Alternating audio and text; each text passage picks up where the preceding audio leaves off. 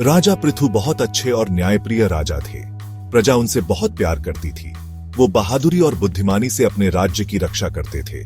लेकिन उनके अच्छे राज्य में एक बुरी परछाई मंडरा रही थी। धुंधी नाम की एक राक्षसी ने पूरे राज्य में आतंक मचा रखा था। धुंधी बहुत शक्तिशाली थी। उसके पास बहुत ताकत और जादुई शक्तियां थीं। जहां भी जाती थी तबाही मचाती थी। लोग डर के साए में जी रहे थे। वो अपने दुखों से छुटकारा पाने के लिए किसी चमत्कार की प्रार्थना कर रहे थे। राजा पृथु दयालु थे। अपनी प्रजा की परेशानी देखकर वो बहुत दुखी थे। उन्होंने धुंधी को हराने का रास्ता ढूंढने की ठान ली थी। उन्हें पता था कि उन्हें देवीय मदद की जरूरत है। उन्होंने देवताओं को खुश करने के लिए विशेष पूजा और हवन करवाए। राजा पृथु ने अपने राज सलाहकारों से भी सलाह ली, लेकिन कोई भी उपाय नहीं बता सका। धुंधी अजेय लग रही थी। धुंधी कोई साधारण राक्षसी नहीं थी। उसे देवताओं से वरदान मिला था। इस वरदान के कारण उसे किसी भी मनुष्य या देवता के हाथों मृत्यु नहीं हो सकती थी। इससे वो लगभग अमर हो गई थी। देवताओं को उसे ये वरदान देने का पछतावा हो रहा था, लेकिन वो अपनी बात से बंधे हुए थे। हालांकि महादेव शिव ने अपनी अपार बुद्धिमत्ता से धुंधी के आतंक का पहले ही अंदाजा लगा लिया था। वो जानते थे कि उसके आतंक का अंत होना ही चाहिए। उसके वरदान का तोड़ निकालने के लिए भगवान शिव ने धुंधी को श्राप दिया था। भगवान शिव का श्राप अनोखा था। उन्होंने कहा कि धुंधी बच्चों की मासूम शरारतों से कमजोर होगी। यही उसकी एकमात्र कमजोरी थी, लेकिन इसके बारे में किसी को नहीं पता था। लोग धुंधी के अत्याचारों से पीड़ित रहे। उम्मीदें खत्म होने लगी। ऐसा लग रहा था कि राज्य का विनाश निश्चित है।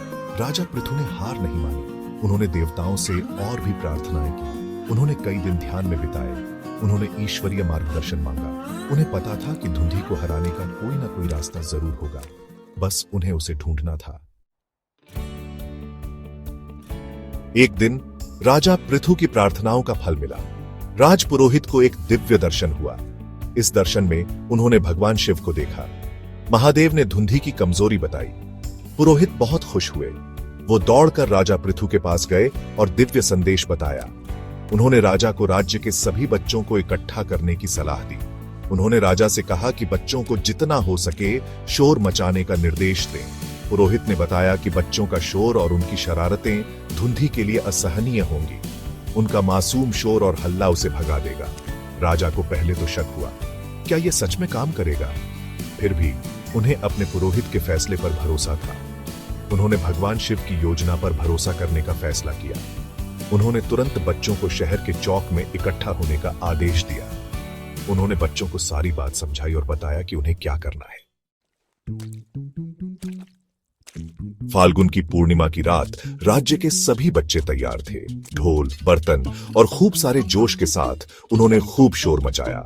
उनकी मासूम ऊर्जा से धरती कांप उठी। धुंधी, जो पास के एक गांव में आतंक मचा रही थी, उसने ये शोर सुना। उसे तुरंत असहनीय पीड़ा होने लगी। बच्चों की हंसी और खेलने की आवाज उसका सबसे बड़ा डर था। वो भागने की कोशिश की, लेकिन आवाज उसका हर जगह पीछा करती रही। वो राज्य की सीमा तक और उससे भी आगे खदेड़ दी गई। आखिरकार उस शोर को और बर्दाश्त न कर पाने के कारण धुंधी राज्य छोड़कर भाग गई और कभी वापस नहीं आई। लोग बहुत खुश हुए। बच्चों ने उन्हें बचा लिया था। राजा पृथु कृतज्ञता से अभिभूत थे। उन्होंने बच्चों को आशीर्वाद और उपहार दिए। उन्होंने फाल्गुन पूर्णिमा को उत्सव का दिन घोषित किया। इस दिन को हमेशा होली के रूप में जाना जाएगा। ये उस दिन की याद दिलाता रहेगा जब बच्चों की मासूमियत ने बुराई को हराया था। आज तक होली उसी खुशी और उल्लास के साथ मनाई जाती है। लोग होलिका दहन करते हैं, रंगों से खेलते हैं और खुशियां मनाते हैं।